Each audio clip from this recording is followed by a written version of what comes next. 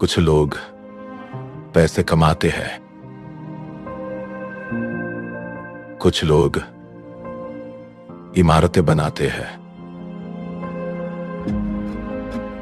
पर कुछ ऐसे होते हैं जो एक सपना बन जाते हैं।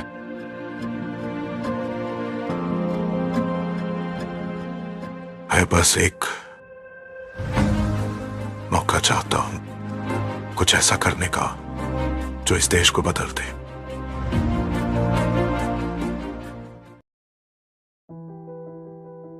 टाटा उद्योग समूह. टाटा उद्योग समूह हा केवळ उद्योग समूह नसून तो आहे एक वारसा, एक परंपरा. भारत माझा देश आहे. सारे भारतीय माझे बांधव आहेत. माझा देश आणि देशबांधव यांच्याशी कायम निष्ठा राखण्याची मी प्रतिज्ञा करत आहे. त्यांच्या समृद्धीतच माझं सौख्य आणि समाधान सामावलेलं आहे. ही आपल्या देशाची प्रतिज्ञा नुसती बोलण्यापुरती मर्यादित न ठेवता टाटा उद्योग समूहाने त्यातील मूल्य जपून त्याचा उपयोग समाजासाठी कसा होईल यासाठी नेहमीच पूर्ण प्रयत्न केले. वस्त्र उद्योग ते गृहोपयोगी वस्तू, ऑटोमोबाईल ते IT अशा सर्वच क्षेत्रात दर्जेदार उत्पादन आणि उत्कृष्ट सेवा प्रदान करून केवळ देशातच नव्हे तर परदेशातही आपल्या नावाचा ठसा उमटवला आहे. आणि त्यामुळे आज प्रत्येक भारतवासियाची मान अभिमानाने उंचावली आहे. टाटा समूहाने उद्योगधंद्यात फक्त नफा तोट्याचा तराजूचा विचार न करता समाज कल्याणासाठी सुद्धा त्याचा किती आणि कसा उपयोग करता येईल यावर कायमच भर दिलाय.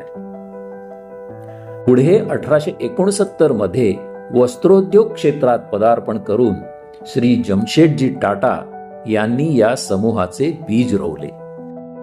सन 1874 मध्ये नागपूर येथे the central Indian spinning viewing and manufacturing company म्हणजेच एम्प्रेस मिलची स्थापना केली.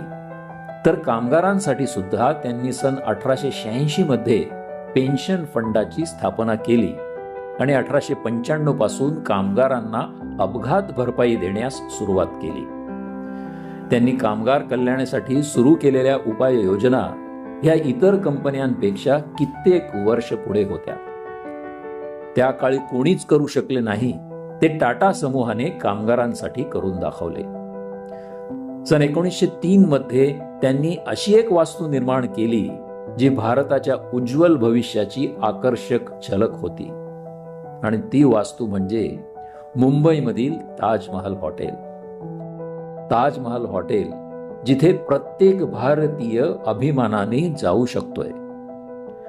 सन 1907 मध्ये टाटा स्टील आणि सन 1915 मध्ये पहिला जलविद्युत प्रकल्प उभारून विद्युत निर्मिती कंपनीची स्थापना करून श्री जमशेदजी टाटा यांचे ज्येष्ठ पुत्र सर दोराबजी टाटा यांनी आपल्या वडिलांच्या भव्य स्वप्नाला वास्तव स्वरूप दिले. सन 1938 मध्ये श्री जहांगीर रतन दादाभाई टाटा म्हणजेच JRD टाटा यांची टाटा समूहाच्या अध्यक्षपदी नियुक्ती झाली. त्याआधी 1932 मध्ये भारतातील पहिली राष्ट्रीय हवाई वाहतूक सेवा कंपनी टाटा एअरलाइन्स त्यांनी सुरू केली. या कंपनीचा पहिला प्रवास होता कराची ते मुंबई आणि या विमानाचे सारथ्य केले होते स्वतः JRD टाटा यांनी. पुढे सन 1953 मध्ये तिचे सरकारीकरण होऊन नामकरण झाले इंडियन एअरलाइन्स. सन 1892 साली JRD टाटा यांनी टाटा ट्रस्टची स्थापना केली. पुढे 1991 मध्ये त्यांनी टाटा सन्सचा कार्यभार सोपवला रतन नवल टाटा यांच्याकडे. सर रतन नवल टाटा दूरदर्शीपणा आणि सचोटीचे प्रतीक. या विनम्र व्यावसायिक नेत्याने साम्राज्य उभे केले ते नीतिमत्तेच्या पायावर आणि बनून राहिला एक जिवंत आख्यायिका. सर रतन टाटा यांच्या नेतृत्वात टाटा समूहाने भारताबाहेरील काही मोठ्या कंपन्या आपल्या पंखाखाली घेतल्या. जसे सन 2000 मध्ये टेटली, सन 2007 मध्ये कोरस स्टील आणि सन 2008 मध्ये जॅग्वार लँड रोवर. आणि त्याच वेळी जगातील सर्वात स्वस्त कार नॅनो ही सामान्य माणसासाठी उपलब्ध करून दिली. सर रतन टाटा यांच्या काळातच TCS ही जागतिक अग्रगण्य IT सेवा कंपनी म्हणून नावारूपाला आली. 2021 साली एअर इंडिया कंपनी पुन्हा खरेदी करून हवाई क्षेत्रात पुनर्प्रवेश केला. सर रतन टाटा यांनी ट्रस्टच्या माध्यमातून शिक्षण, आरोग्य, ग्रामीण विकास, पाणी पुरवठा आणि मूलभूत सुविधा यासारख्या क्षेत्रात भरीव कार्य केले. अनेक शाळा, विद्यापीठे, रुग्णालये यांना ट्रस्ट मार्फत अनुदान आणि इतर स्वरूपात मदत पुरवली. पाळीव प्राण्यांवर त्यांचे खूप प्रेम होते. त्यांच्या कुटुंबात टीटो, जर्मन शेफर्ड, प्राण्यांसाठी त्यांनी रुग्णालये उभारली, कारण ते प्राण्यांना आपल्या कुटुंबाचा भाग मानत असत. सर रतन टाटा यांना सन 2000 मध्ये पद्मभूषण, सन 2005 मध्ये महाराष्ट्र भूषण आणि सन 2008 मध्ये पद्मविभूषण या पुरस्कारांनी गौरवण्यात आले होते. सर रतन टाटा यांच्या नेतृत्व शैलीमुळे आणि कर्मचाऱ्यांचा मान राखण्याच्या त्यांच्या गुणामुळे ते कायमच आपल्या स्मरणात राहतील. समाजाकडून कमवलेला पैसा समाजकार्यासाठी वापरला गेला पाहिजे या तत्वावर त्यांचा दृढ विश्वास होता. कॉर्पोरेट सोशल रिस्पॉन्सिबिलिटी हे त्यांनी केवळ धोरण म्हणून नव्हे तर जबाबदारी म्हणून स्वीकारले. एवढ्या मोठ्या साम्राज्याचा नेता असूनही त्यांनी त्याचा कधीही गर्व केला नाही. त्यांचं राहणीमान अत्यंत साधं होतं.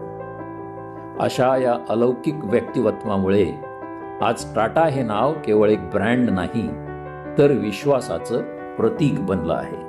ते गेले, पण त्यांच्या मूल्यांची प्रेरणा कायम आपल्या सोबत राहील आणि हीच मूल्ये जपून तो वारसा पुढे नेण्याची मोठी जबाबदारी या समूहाच्या प्रत्येक कर्मचाऱ्यावर म्हणजेच आपल्या सर्वांवर आहे.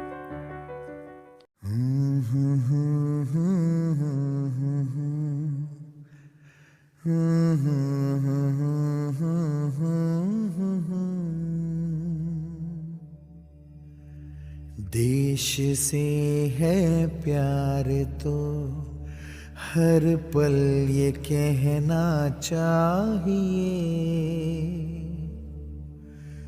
मैं रहूं या ना रहूं भारत ये रहना चाहिए.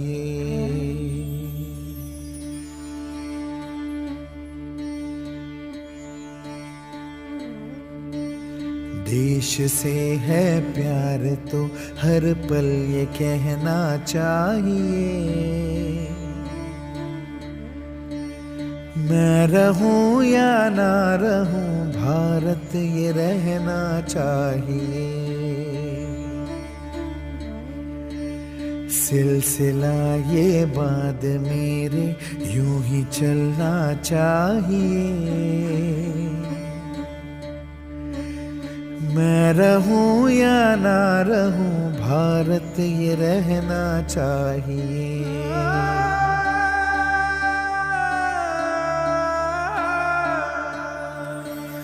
मेरी नस नस तार कर दो और बना दो एक सितार,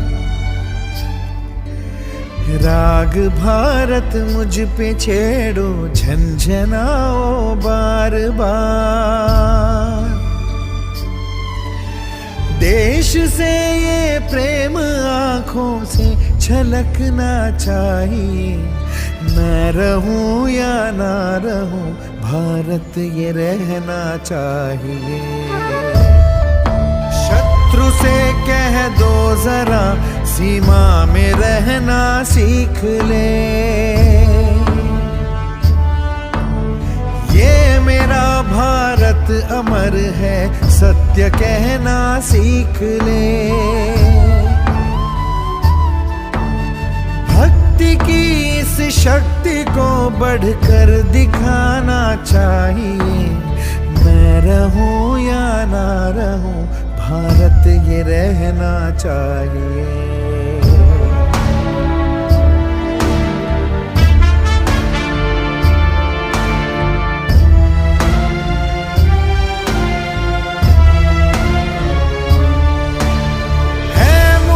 सौगंध भारत है मुझे, भूलूं ना एक क्षण तुझे। रक्त की हर बूंद तेरी है, तेरा अर्पण तुझे। युद्ध ये सम्मान का है, मान रहना चाहिए। मैं रहूं या ना रहूं, भारत ये रहना चाहिए। मैं रहूं या ना रहूं, भारत ये रहना चाहिए। मैं रहूं या ना रहूं, भारत ये रहना चाहिए।